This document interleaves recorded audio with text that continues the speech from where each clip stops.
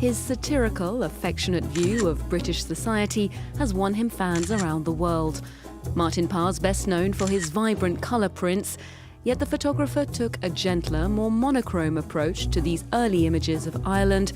This latest show provides a portrait of a country in flux, hosted at the Irish Cultural Centre in Paris. Martin Parr, hello. Hello for there. Being with us. Now, this exhibition covers some 4 decades of photography, but first, can you start by telling us what is Martin Parr's Ireland? I guess my island is something that a place that I've visited many times. I lived there between 1980 and 1982, when my wife got a job as a speech therapist in County Leitrim. But previous to that, I'd already been to the Pope's visit in '79, and that's where this particular exhibition starts, and then it finishes in 2019, when I went back to Dublin, when it had become a sort of international centre of American internet companies with their headquarters, because the tax regime, as we know, in Ireland is very beneficial to them, because they basically don't pay any tax there. So in between that time, I visited many times, and I think what you see in this exhibition is how Ireland has changed in this 40-year period.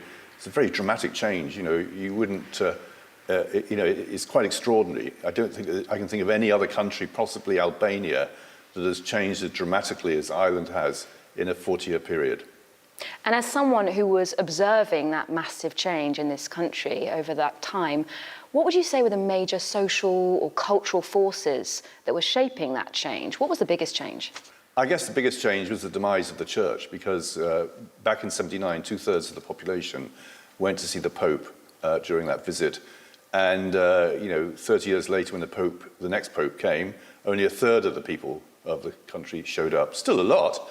But in between that time, young people had basically dropped Catholicism. It's now become a very liberal democracy. So you have, you can have a gay wedding, you can have abortion. They had a gay prime minister. I mean, this is unheard of. I mean, if I had said that to someone in the '70s, they would say, I'm completely off my rocker. It would be impossible to have such a thing like that in Ireland. So, I think it's the young people, and they have a lot of young people, that have really basically shaped this huge transformation in the country. Indeed, a stereotypical vision of Ireland might include Catholicism, agricultural fairs, rain. These are cliches, but they are also part of the reality of that place. Were you aware of those cliches? Were you trying to avoid them? How did you go about it? Yeah, I quite like cliches, so I often build work around it. And the Morris Miners, we had a Morris Miner when we moved to Ireland in 1980. And I was amazed to see all these Irish Morris Miners in the bogs, slowly deteriorating. And I got obsessed with them and started stopping and photographing them. And that became a whole subsection of the first book I did in Ireland. So yes, you can often look around these pictures and see that cliches are there.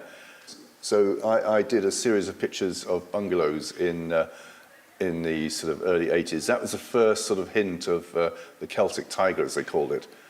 And more recently, you then see things like people queuing up for McDonald's, and it's a drive-through McDonald's in Dublin, and they didn't know how to navigate it. So I'm trying to sort of spot little things that I think, if you like, telltale signs, visually about the change that's happening in front of us.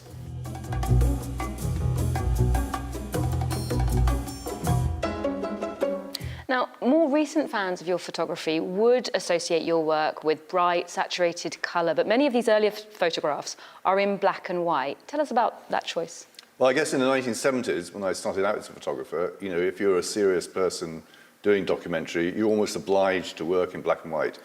Colour was the domain of commercial photography, snapshot photography. And it's only in the late 1970s that we began to see colour photography being taken seriously by museums in America. There was a famous Eggleston show at MoMA, it's '76, and I got to see these photographers and was inspired by them and thought, well, maybe it might be worth me trying to work in colour. So when I moved back from Ireland, back to the UK in 1982, that's when I decided to buy a medium format camera, so it's a bigger negative, and I went out and did a project called The Last Resort. And that became, if you like, the project that launched my career, for example, here in France, because that was shown at the Arles Festival, and people got to see it. And so suddenly, just being a photographer known in the UK, I became a photographer known in Europe. So I'm very grateful to that exhibition I had back in '86 in the Arles Festival. Those series from the 80s, The Last Resort, The Cost of Living, show a country that was being affected by Margaret Thatcher's policies, albeit whether it was British seaside holidays or society going about its business. We hear that phrase, the cost of living, quite a lot in the headlines at the moment. Do you see echoes of the 1980s in the UK today? I guess you can see some echoes there, and it is absolutely right. You know, now we have the cost of living crisis. I guess the cost of living, the book that I did in the 80s, it was about the middle classes. I was middle class. You know, I got some criticism, understandably, from people saying, what right does this middle class photographer have to go in and photograph a working class resort?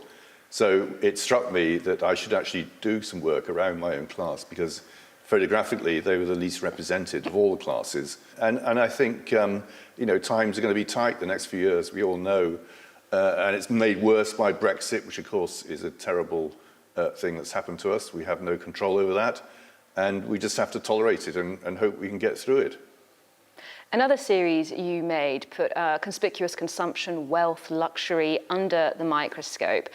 More than a decade after you made those photographs, do you think those sorts of very visible markers of prosperity, let's say champagne, super yachts, oligarchs, have fallen out of favour? Well, obviously, oligarchs are being squeezed, or some of them are, but if I could get myself onto an oligarch's boat and having a champagne party, I'd be very happy.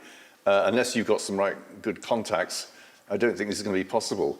So it's all really determined by what you can get to see. So I did a project called Luxury, which came out about 10 years ago, and for that I had gone and photographed. I went to places like Dubai, where you have you know, the races there, where you can see huge drinking consumption, even more than Galway races.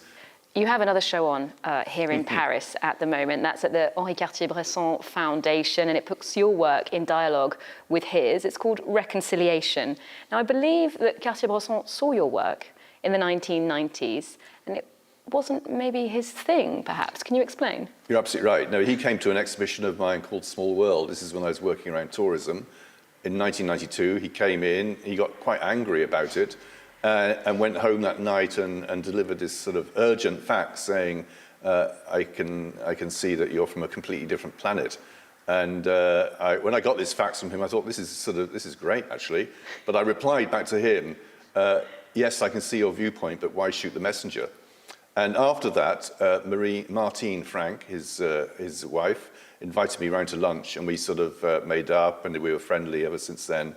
And that's why when they put this show together, which basically consists of images that Bresson took in England, Francois Hebel, the director, decided to invite me to, you know, show 60 pictures of mine, also, but in colour, but of the same subject. What would you say is the largest difference between both of you in terms of photographers? Is it aesthetic? I mean, when I looked at the pictures that he took, I started to believe that the differences were very minimal.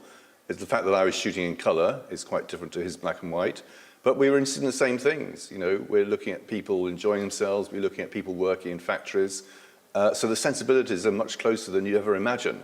So I don't quite know why he got in such a froth about these original colour pictures. Perhaps it's because when I was doing tourism, there's this sort of element of you know, critique about the whole system of tourism, because as you may well know, you live in Paris. It may have calmed down now, but come August, you can't move in Paris for tourists. And much that Parisians get angry about that, it is a huge part of the Parisian economy. So, you know, you have to tolerate it. A more recent series of yours is, in fact, called Death by Selfie. This is a snapshot of how, you know, the smartphone, the selfie stick has become ubiquitous in tourist hotspots around the world. How do you think these endless self-portraits and our endless appetite for taking them will influence photography? Well, I wanted to photograph selfies. I think the introduction of the smartphone maybe 20 years ago has been the most profound thing that's changed our society. And I guess the best visualization of that is the selfie stick, hence my exploring selfies. And I went to Wikipedia and I put in death by selfie, and I discovered that more people in India die of selfies than anywhere else in the world. I therefore assumed, given that India's population is nearly as big as China itself, that more people, there are more people taking selfies, because the more people take selfies, the more people are going to die of it. So I went specially to India to photograph people doing selfies, and hence it's called Death by Selfie, and I explain that in the front of the book. And the actual book is in the shape of an iPhone, so sometimes I like to produce books that have an echo of the work in their text, in their production. Now, as a documentary photographer, there is a journalistic element in the work that you do, and you also sometimes engage in conversation with your subjects, which you can see in short films. Do you see your role as more artistic with your intentions and choices, or perhaps more of a social historian? I guess I think I see myself as an archivist, really. I mean, I'm trying to produce a set of pictures about Britain. I've photographed all around the world, but more pictures in the UK than anywhere else. It's my time in this country, and I want to try and leave an archive that really talks about my relationship to the country via photography. So that, to me, is the most important thing. That's why I've got a foundation, and that will look after my archive when I'm dead and gone. And it'll also have the cash to sort of continue to buy and acquire work by other British photographers to show them. We have a very good research library. So if anyone from France, for example, wants to research British photographers, we would be one of the places where you could go and find all the magazines, the books, and to see the prints. Martin Parr, thank you so much for your time. Okay, thank you.